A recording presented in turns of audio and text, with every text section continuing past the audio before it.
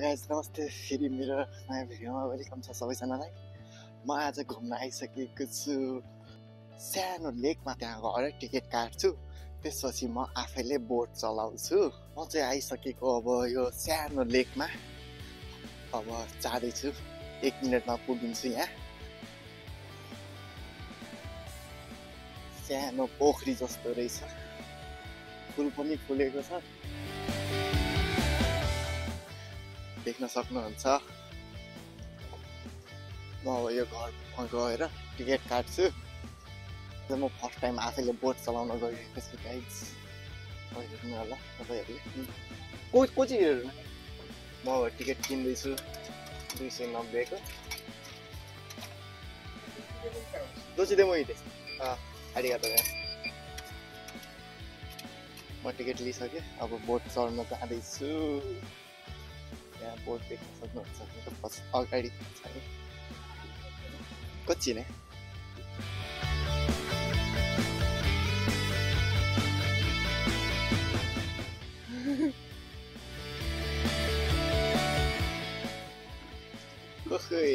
मजा आउँछ गाइज, आज बोट चलाउँदैछु म।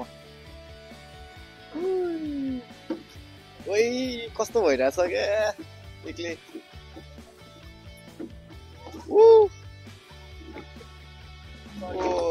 यो दाइजो फर्स्ट टाइम बोट चलाइरहेको एक्सपिरियन्स गरिरहेको छु। कस्तो भइरहेछ, कता कता गइरहेछ यार। म आफ्नो जिम्बल निकाल्छु अनि मजा आउँछ। साथी भएको भए साथीलाई लिएर आउँथेँ, एक्लै छु। मेरो नजिकै पर्ने रहेछ यो पोखरी। अनि हिँड्दै चाहिँ मेरो ठाउँबाट कति 30 मिनट अलि छिटो हिँड्यो भने 20 मिनट जतिमा पुगिन्छ।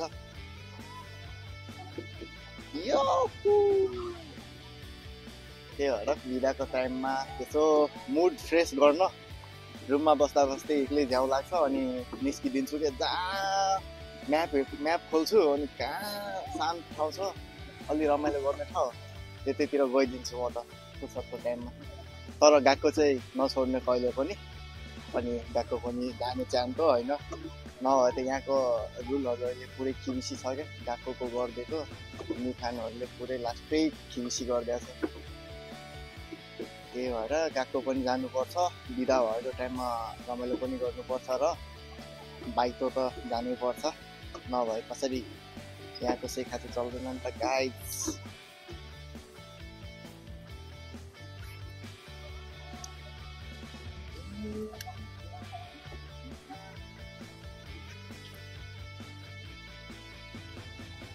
गिम्बलको चार्ज पनि सकिसकेको छ। ए पछाडि गइरहेछ यार। तो यते आगे जाओ आगे।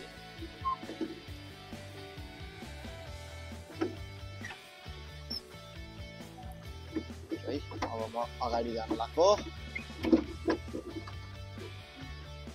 उल्टो पुल्टो भइरहेछ त मेरो बोटिङ।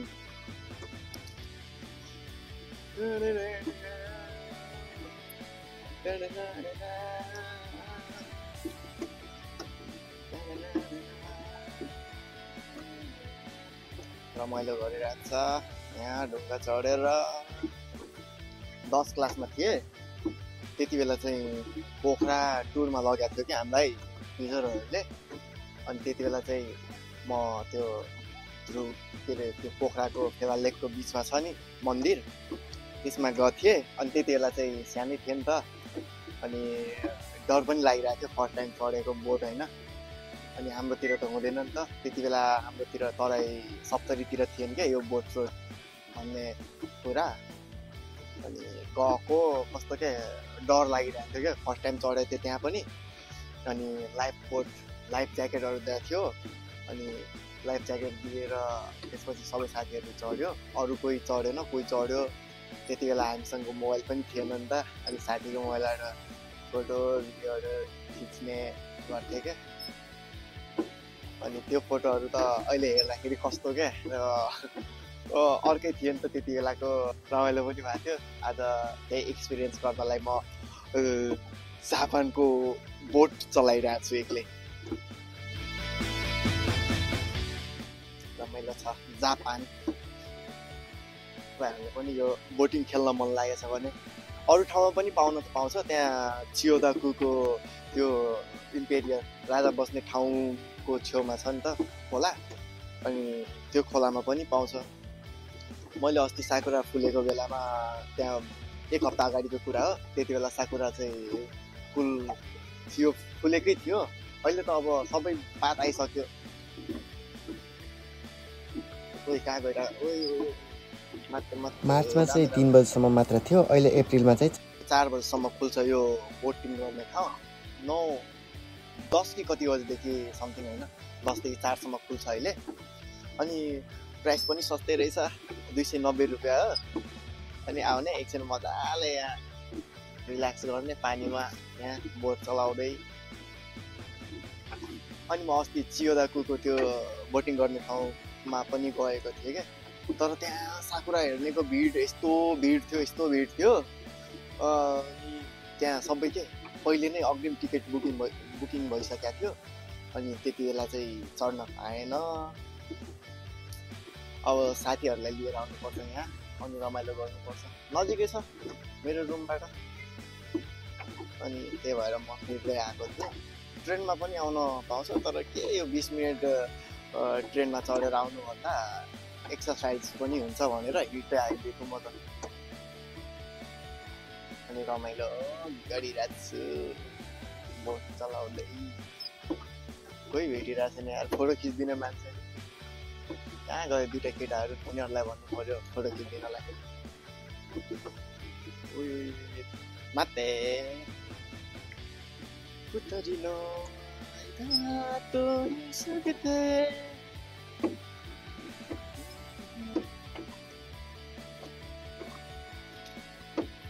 पानी बन्द गरिदियो त यार। ए चलिरहेछ।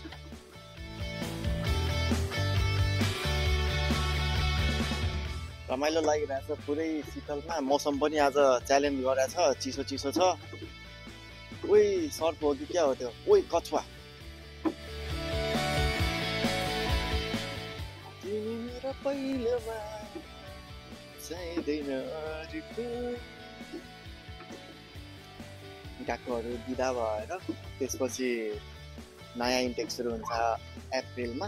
त्यति बेला चाहिँ रिउगाको सेहरू क्या, विदेशी विद्यार्थीहरू जापान आउँछ। अनि यति बेला चाहिँ अहिले काम पाउनलाई लास्टै गाह्रो हुन्छ क्या। अनि के गर्ने त, अब नेपालबाट चिनेको छ भने त ठिकै छ, तर पनि गाह्रै हुन्छ हो। नेपालबाट चिनेको भएर पनि उनीहरूलाई थोरै फुर्सद हुन्छ कि काम खोज्दै हिँड्छ। अनि आफूले पनि बुझ्नुपर्छ कि यो कुरा, म कहाँ जाँदैछु, के गर्न जाँदैछु, अनि किन जाँदैछु होइन, सब कुरा बुझेर होइन मात्र आफ्नो देश छोडेर अरू ठाउँ आउनुपर्छ क्या। किनभने यहाँ तिमी अरूको लागि होइन कि आफ्नो लागि आएको हो नि त, आफ्नो लागि जाँदैछौ नि त कतै। अनि त्यो त आफूले केयर गर्नुपर्छ नि त त्यो कुराको। त्यही भएर अहिले समस्या भनेको हाम्रो जुन नेपालबाट अरू देशहरूबाट पनि आएको हुन्छ नि त स्टुडेन्ट साथीभाइहरू, अनि उनीहरूलाई गाह्रो क्या काम खोलिदियो भन्दा भन्दै होइन। तर कामको अहिले यस्तो छ नि, एक त सुरुमा आएको बेला भाषा हुँदैन, अनि खासै विश्वास पनि गर्दैन नि त सुरुमा आएको बेला। पानी पर्न लाग्यो त यार।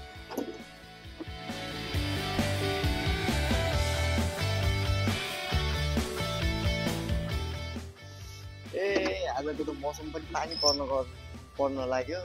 अब के गर्ने, अब अझ टाइम रहेछ 10 मिनट जति मेरो बोट चलाउने। ठिकै छ, केही छैन, अहिले पानी पर्न दियो। एक राउन्ड अझै मार्छु।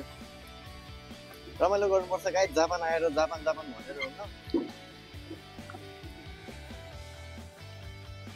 अनि रमाइलो गर्नुपर्छ, आफैले बुझेर होइन सबै कुरा गर्नुपर्छ। सेन्पाईको भाउ पनि पढ्नुहुन्न धेरै, अनि सेन्पाईहरूलाई पनि त्यति फुर्सद छैन कि तिनीहरूलाई जब खोज्दै हिँडिदिन्छ। आफैले मिहिनेत गर्नुपर्छ। जापान जस्तो ठाउँमा जापान आएर मिहिनेत गर्नुपर्छ। मिहिनेत के हो भन्दा फेरि जापान आएर सिक्नुपर्छ। सिक्नु त के हो र अब जापानमा भए पनि नेपालमा भए पनि मेहनत गर्नै पर्छ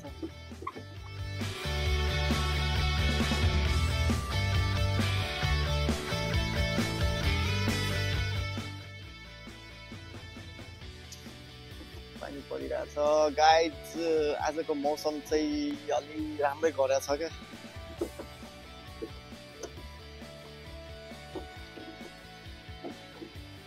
म अब एक्लै भयो त यार सबजना गइसक्यो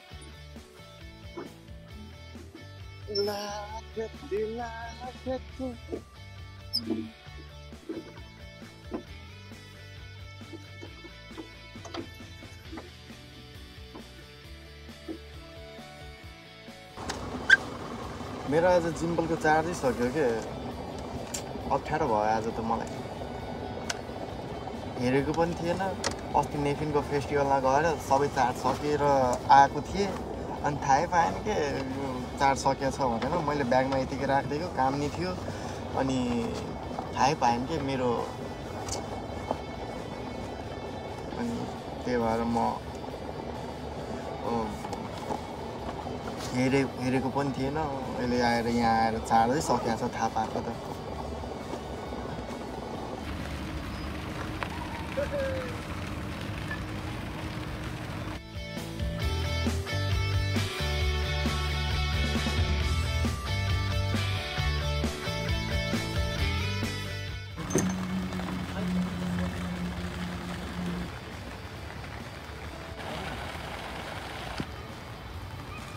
पानी पर्ने दिन म बोट चढ्न आएको एकदमै रमाइलो भयो ठ्याक्क आधा घन्टा पछि होइन मेरो बोटको टाइमिङ पनि सक्यो अनि पानी पर्न सुरु गरिदिएको क्या पानी परिरहेको छ बोट आएर यहाँ राखेको अनि पानी पर्न सुरु गरिदिएको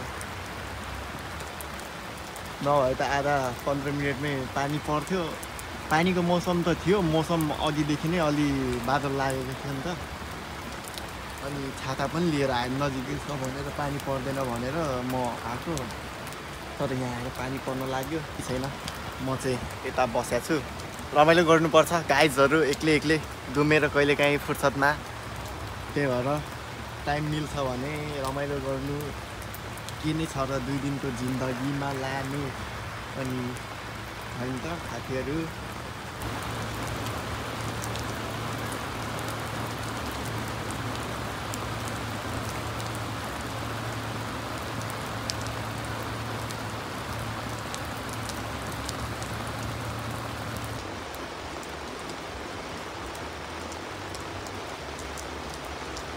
full that's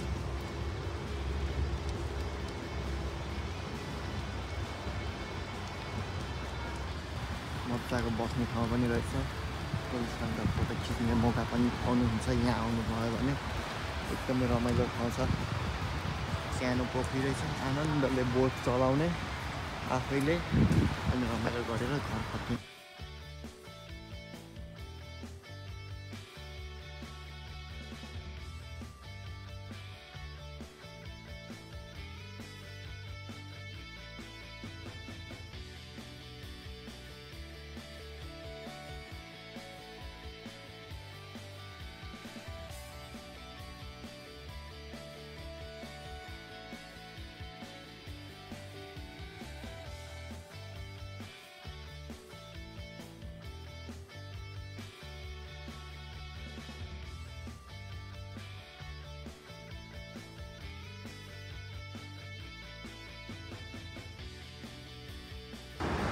अघि एकछिन अगाडि पानी छोडेको अहिले चाहिँ सब बादलहरू भाग्यो कता भाग्यो आकाश पनि सफा गरिदिएको छ अनि घाम पनि लागेको हो